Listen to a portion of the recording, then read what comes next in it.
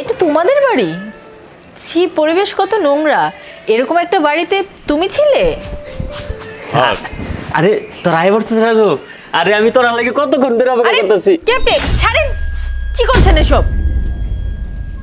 কি হলো? তুমি জড়া ধরলা কেন আমারে? মানে জীবনে কি আমারে তুমি দেখো নাই কোনোদিন? মানে আজকেই প্রথম দেখলা? কে উনি? আমার বড় ভাই। কি বলো? এই লোকটা তোমার বড় ভাই? দেখো না, কি পুরনো একটা জামা পরে আছে, এরকম ছেঁড়া একটা লুঙ্গি। ছি, দেখে তো মনে হইতেছে তোমাদের বাড়ির কাজের লোক। কোন দিক থেকে তোমার মনে হয় যে এটা তোমার বড় ভাই? আমি তো এটাই চিন্তা করতেছি যে কোন দিক থেকে মনে হইতেছে যে আমার বড় ভাই সে।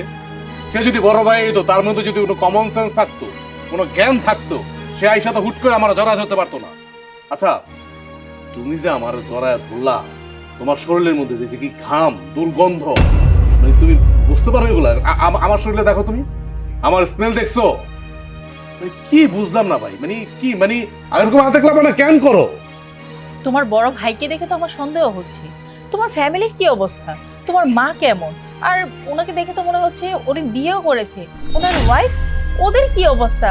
কেমন একটা জায়গায় এসে পড়লাম আমি। কি অবস্থা? ওনার যেমন অবস্থা, ওনার বড় একই অবস্থা। আমার মা, মা আর কি বলবো।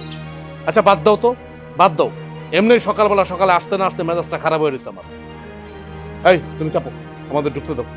আয় ভিতরে আয়। ভাগ, তোমার আর ধরতে হবে না। চাপো তুমি, চাপো, আসো।